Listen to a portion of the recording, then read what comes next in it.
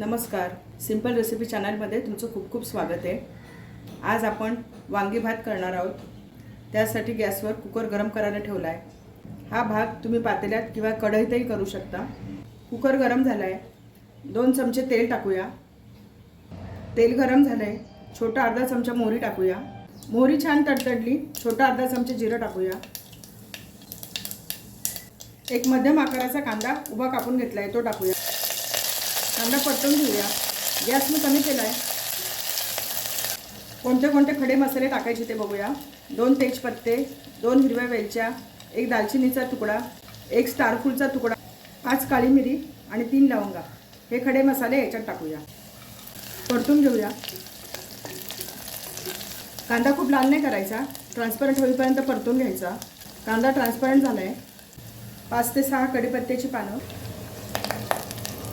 1 छोटा टोमॅटो उभा कापून घेतलाय, तो टाकूया। मंद गॅसवर कांदा टोमॅटो छान परतून घेऊया। टोमॅटो नरम होईपर्यंत सर्व छान परतून घ्यायचं। टोमॅटो छान नरम झालाय, छान परतला गेलाय। याच्यामध्ये 2 चमचे भिजवून घेतलेले शेंगदाणे टाकते। शेंगदाणे टाकणं ऑप्शनल आहे, तुम्हाला आवडत असेल तर टाका। सर्व मिक्स करून घेऊया। सर्व छान परतून घेतलंय। वांगी भातासाठी एक वाटण करून घेतलंय। याच्यामध्ये 2 चमचे सुकं खोबरं न भाजताच घेतलेलं आहे। 5 लसणाच्या पाकळ्या, छोटासा आल्याचा तुकडा, 1 हिरवी मिरची आणि थोडीशी कोथिंबीर। मिक्सरमध्ये पाणी न टाकता जाडसर वाटून घेतले, ते टाकूया। परतून घेऊया। या वाटणामुळे भाताची चव खूप छान लागते।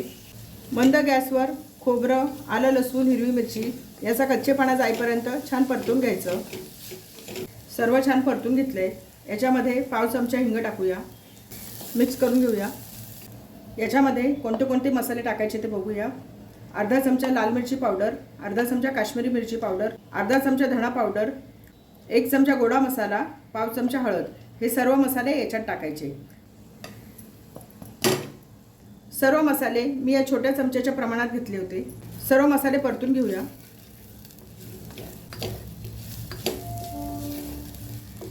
मसाले छान परतले गेलेत, सर्व छान एकजीव झाले। याच्यामध्ये वांगी टाकूया। 2 वांगी मी कापून घेतली आहेत। वांगी काळी पडू नये म्हणून मिठाच्या पाण्यात घालून ठेवली आहेत। एका वांग्याची अशा प्रकारे 4 तुकडे करून घेतलेत। कापून घेतलेली वांगी टाकूया। 2 वांगी कापून घेतली आहेत। परतून घेऊया। मसाल्यामध्ये वांगी छान परतून घेऊया। 1 मिनिटभर वांगी छान परतून घेतली। 1 वाटी तांदूळ 3 पाण्याने स्वच्छ धुवून घेतलाय, तो टाकूया। या वाटीच्या प्रमाणात 1 वाटी तांदूळ घेतलाय। मी कोलम तांदूळ घेतलाय, तुम्ही कोणताही तांदूळ घेऊ शकता। सर्व मिक्स करून घेऊया। 1 मिनिटभर सर्व छान मिक्स करून घेतले। भात शिजण्यासाठी पाणी टाकूया।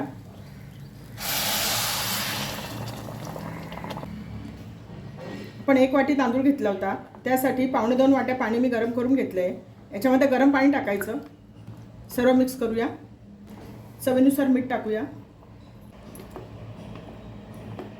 हाच भात जर आपण कढईत किंवा पातेल्यात शिजवला तर 1 वाटी तांदळासाठी 2 वाटी पाण्याचा वापर करायचा। आपण कुकरमध्ये शिजवतोय म्हणून थोडं पाणी कमी टाकले, 1.25 वाट्या पाणी टाकले। भाताला छान उकळी आली आहे। कोथिंबीर टाकूया। याला झाकण लावते, शिट्टी लावते। मंद गॅसवर 2 शिट्ट्या करून घेऊया। मंद गॅसवर 2 शिट्ट्या झाल्या आहेत। कुकर थंड झाला आहे, उघडून बघूया।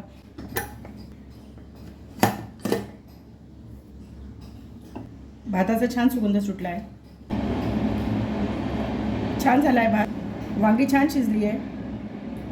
भात पण छान शिजला आहे। प्लेटमध्ये सर्व करूया।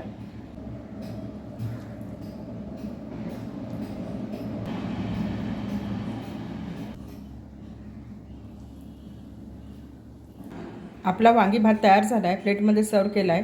छान झाला आहे वांगी भात। याच्यावर थोडीशी बारीक चिरलेली कोथिंबीर टाकते।